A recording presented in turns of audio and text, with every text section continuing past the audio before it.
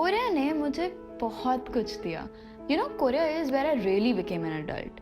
And I'm not just talking about learning खाना बनाना सीखना, साफ सफाई रखना, अपनी लॉन्ड्री करना, even driving, traveling, इतने सारे skills दिए मुझे मेरी कोरिया की लाइफ ने.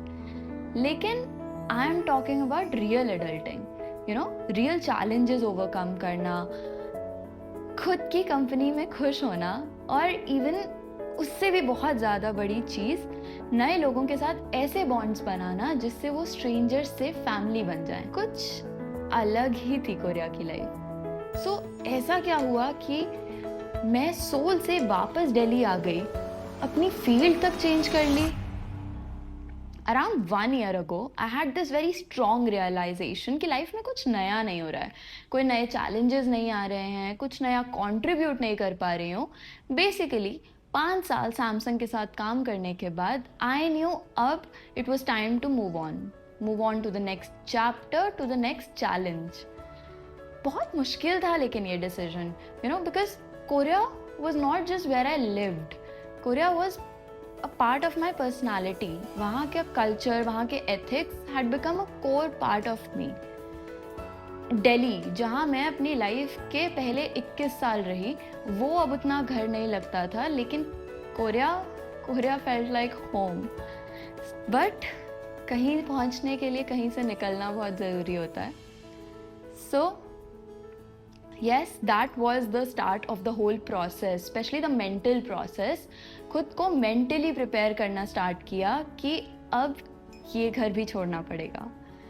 एंड सब कुछ वहाँ से रैप अप करके जो भी चीज़ें मुझे एक लास्ट बार कोरिया में करनी थी वो सब करके around 6 months ago I quit Samsung, my first job, and I left Korea, my first home outside Delhi. 6 साल कंटिन्यूसली काम करने के बाद I knew I deserved a break to spend time with my family, to figure out the next steps and to travel. I know बोलोगे कि आप तो पहले ही घूमते थे, आप कब रुके थे? True, very true. I am a little addicted to traveling. But जब जॉब के साथ ट्रैवल करते हैं तो लिमिटेशंस रहती हैं, छुट्टियों की, काम का स्ट्रेस रहता है माइंड में. And I just wanted to travel without any stress and that is exactly what I did. Solo travel किया, इटली में 3-4 हफ्ते रोड ट्रिप करी, फिर जॉर्जिया, दुबई होते हुए बैक टू दिल्ली. प्लान तो था कि इस ब्रेक में थोड़ा थोड़ा करियर के बारे में आगे सोचना है, लेकिन जब भी इमेजिन करती थी घर से फिर से दूर रहकर वो ML वाली जॉब करने का, तो पता नहीं वो एक्साइटमेंट नहीं आती थी, जिसकी वजह से I kept procrastinating. But then एक दिन बैठे बैठे एक थॉट आया. सी, फ्यूचर का प्लान तो था इवेंचुअली इंडिया में सेटल होना है, अपनी फैमिली के आसपास, एंड जेईई एस्पिरेंट्स की हेल्प करनी है. जो इतना स्ट्रेसफुल माहौल बना हुआ है स्टूडेंट्स के लिए, उनका लोड थोड़ा कम करना है.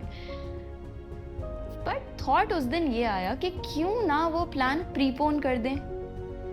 सी, anyone who knows me knows कि मेरा बहुत मन था और जगह रहकर देखने का, मे बी स्विट्ज़रलैंड में अपना घर होने का, लेकिन अब उससे ज़्यादा मन था अपनी फैमिली के आसपास रहने का. अब और कोई important celebration, important moment miss नहीं करना चाहती थी. एंड ऊपर से मेरी इमेज ऐसी बना दी थी, मेरी रैंक, मेरी अकॉम्प्लिशमेंट्स जानते हुए भी लोगों को सिर्फ मेरी शक्ल दिख रही थी. And trust me, once you get to know me, you'll know that the way I look is literally the least interesting thing about me. I have so much to say, so much to share, so many ways I can help people, especially the students. So, जब ये करने का decide किया, उस दिन जो खुशी मिली ना, जो एक्साइटमेंट हुई, जो खुशी आज तक मिलती है, that has given me the assurance कि ये सही डिसीजन था. This was not an impulsive decision. This was not an emotional decision. This was the right decision. And that was the first day of a new era. I started talking to students through my videos and through messages, comments, emails and whatnot.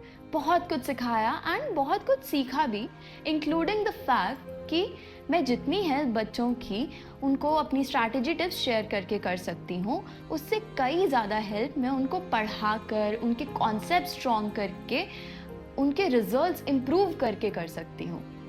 And पढ़ाने के लिए ज़रूरी होता है जो पढ़ाओ उस topic की नॉलेज जितना पढ़ा रहे हो उससे कई ज़्यादा होनी चाहिए। And for me that is not physics, that is not chemistry, it is maths, my first love. जितनी खुशी मुझे स्टूडेंट्स की हेल्प करके मिलती है, which is a lot, but उतनी ही खुशी मुझे मिलती है सिर्फ ये सोचकर कि maths is what I have finally chosen to do for a living. पढ़ाने के लिए ज़रूरी था प्रॉपर सिस्टम होना, and I am not just talking about board, mike, camera वाला system. I am talking about एक स्ट्रॉन्ग टीम होना for all 3 subjects, and this is where Unacademy came into picture. अगर मैं बस YouTube पे एक additional teacher बन के स्टूडेंट्स की हेल्प करती रहती तो वो बात ना आती।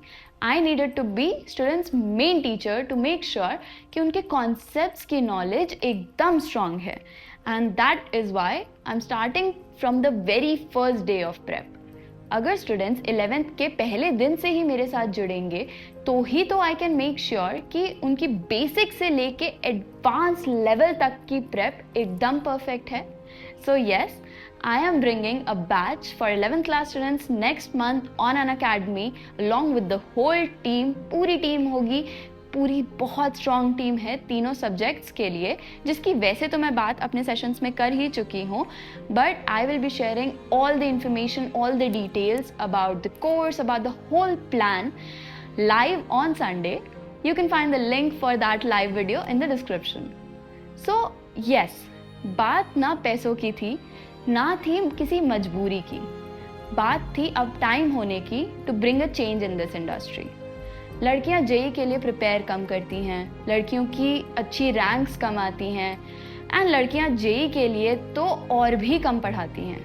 ऊपर से जो टीचर्स पढ़ाते हैं वो फंडे इस तरीके से देते हैं कि उनको सुनकर ही स्ट्रेस हो जाए। दिन में 16 घंटे पढ़ो, 50 बुक्स सॉल्व करो जेई के लिए, हर डिस्ट्रैक्शन छोड़ दो, एंड पता नहीं क्या क्या। सो अब टाइम है इस मेंटालिटी को चेंज करने का। अब हम ना स्ट्रेस लेके जेई की पढ़ाई करेंगे, ना ही लड़कियों को डिमोटिवेट करेंगे जेई प्रेप के लिए। अब बस सब मिलकर एंजॉय करते हुए लाइफ में ट्रू सक्सेस के लिए प्रिपेयर करेंगे। So yes, your beloved AIR 29 is now here to transform everyone's mentality about JEE।